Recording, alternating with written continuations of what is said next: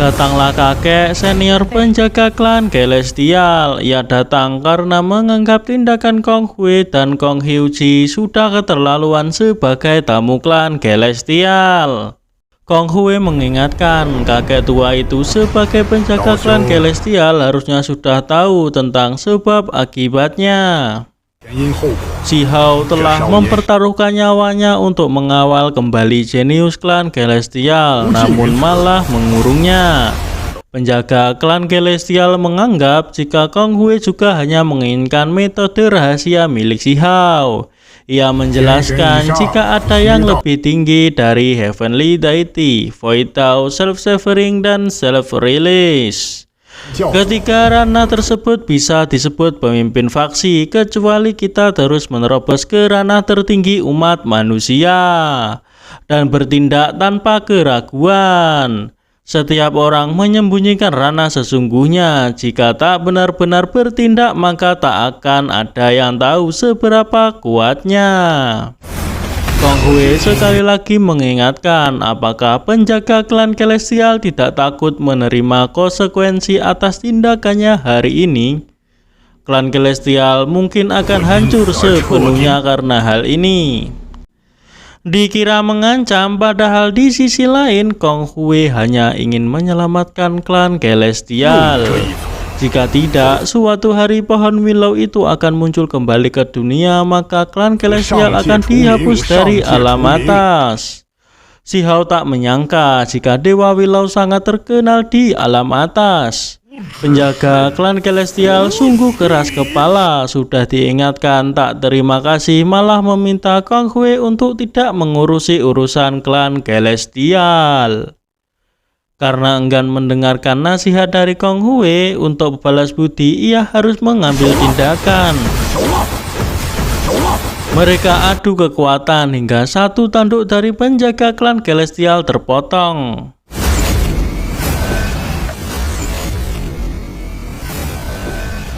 Kong Hui menganggap jika penjaga klan Celestial sudah tua dan kehabisan energi, tak ada peluang menang jika melawan Kong Hui. Namun Pak Tua penjaga klan Celestial tak mendengarkan omongan dari Kong Hui dan mengingatkan jika kota Celestial adalah sebuah harta rahasia tertinggi di alam atas. Kekuatannya tak terbatas. Ia membentuk formasi kekacauan kota Celestial.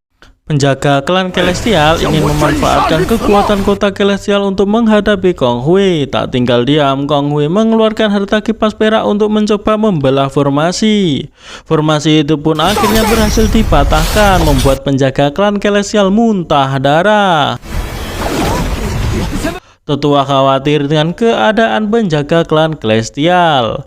Kong Hyuji memuji Kong Hui tak terkalahkan. Si Hao bergumam dalam hati karena krisis telah terselesaikan. Ia mengagumi kekuatan dari Kong Hui yang begitu kuat. Namun tiba-tiba mereka kedatangan begitu banyak praktisi kuat yang memanfaatkan kesempatan pertengkaran antara Kong Hui dan penjaga klan Celestial untuk masuk dalam kota Celestial.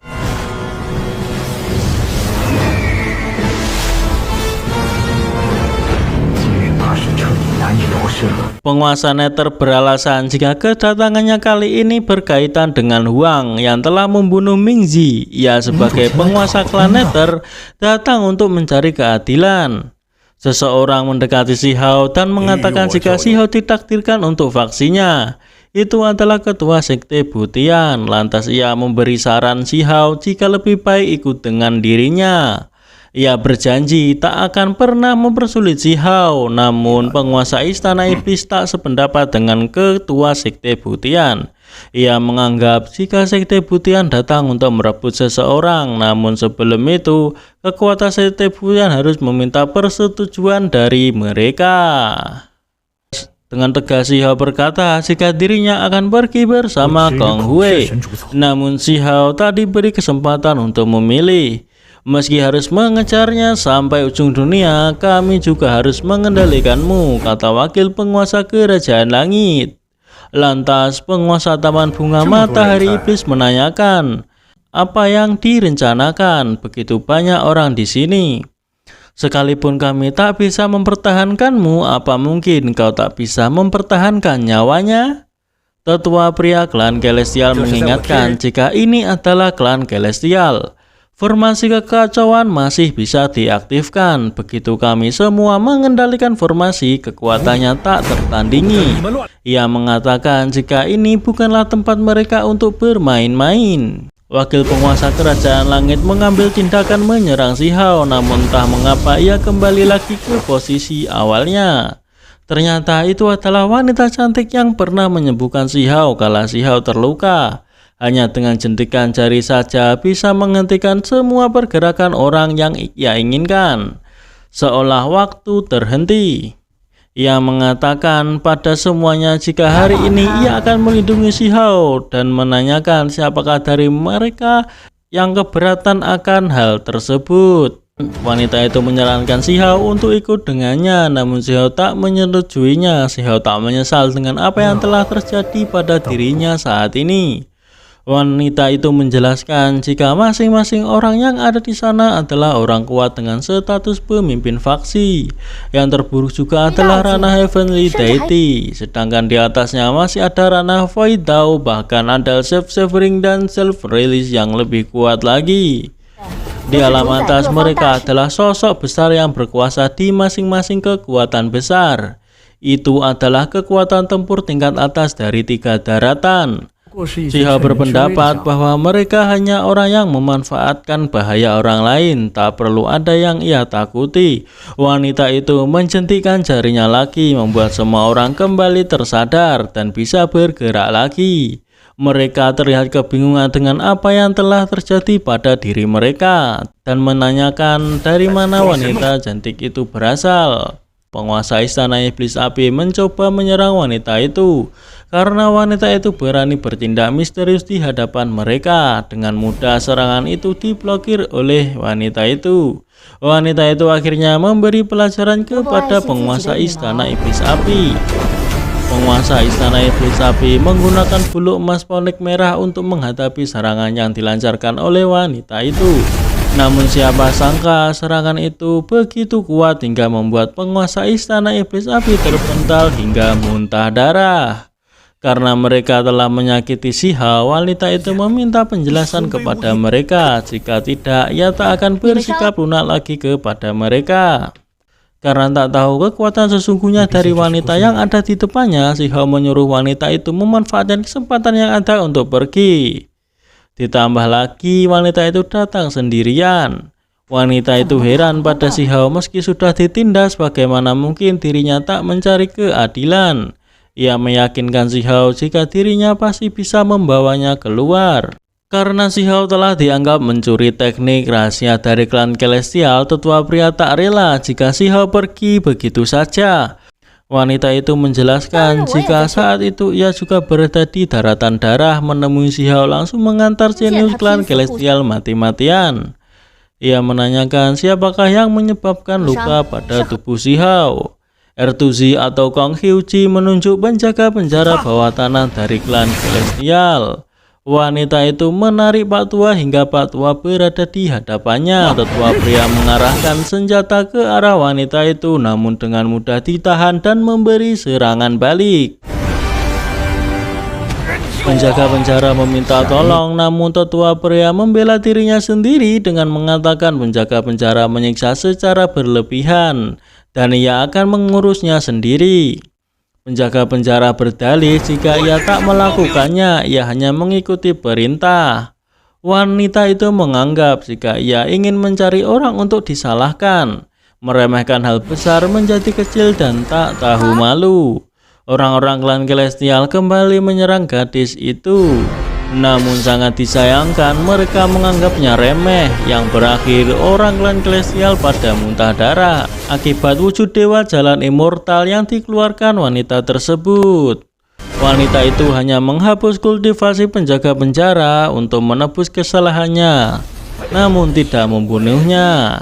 Penguasa Taman Bunga Matahari Iblis menanyakan mengenai artefak yang bisa mewujudkan dewa immortal yang terjatuh.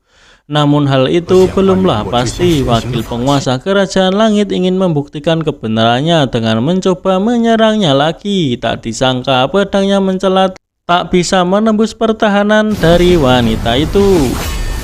Lantas ia kaget dan menduga jika wanita itu berasal dari kedalaman tanah tak bertuan. Namun tak dianggap karena dari mana ia berasal bukanlah urusan mereka. Menurut legenda hanya ada wujud dewa jalan immortal di dunia. Hari ini wakil penguasa kerajaan langit merasa sangat beruntung bisa melihat salah satunya.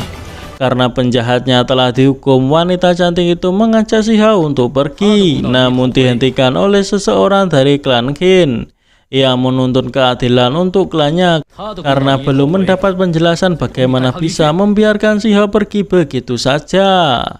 Wanita itu mengingatkan tentang perjanjian kuno. Kakek tua penjaga klan Celestial menjelaskan jika masa lalu 6 Celestial dari klannya pergi ke sana. Pada akhirnya hanya nenek moyang klan Celestial yang kembali hidup. Karena mengingatnya, wanita itu meminta untuk memenuhi perjanjiannya sesegera mungkin dengan mengerahkan seluruh kekuatan.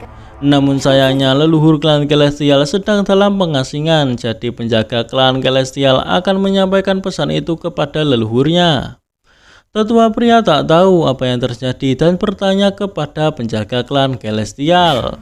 Setelah klan Celestial menjadi keluarga kerajaan di 3000 daratan lagi suatu hari nanti, maka memenuhi syarat untuk mengetahui kebenarannya.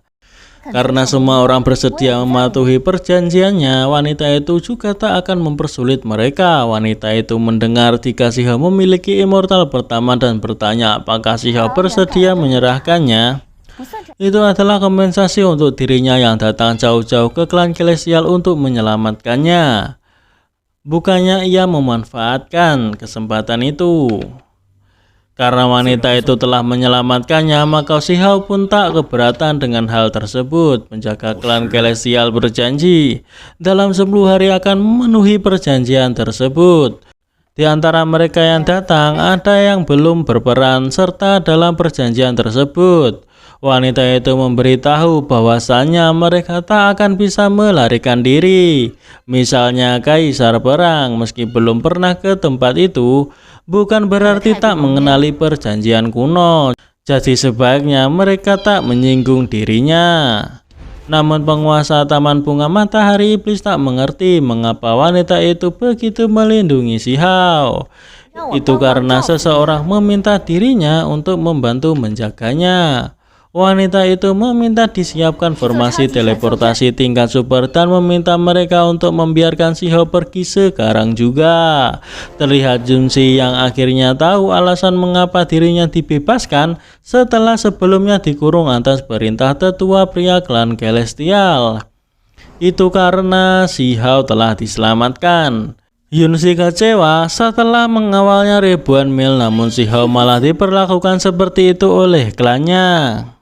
Karena hal itu ia merasa malu untuk menemui Si Hao dan mengucapkan selamat tinggal kepada Si Hao. Si Hao akhirnya tiba di formasi teleportasi milik klan Celestial.